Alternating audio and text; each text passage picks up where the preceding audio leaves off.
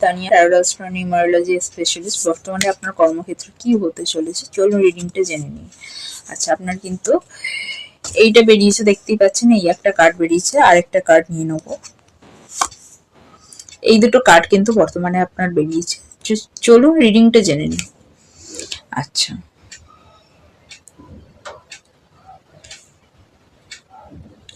Seven of swords and five of swords, ঠিক আছে।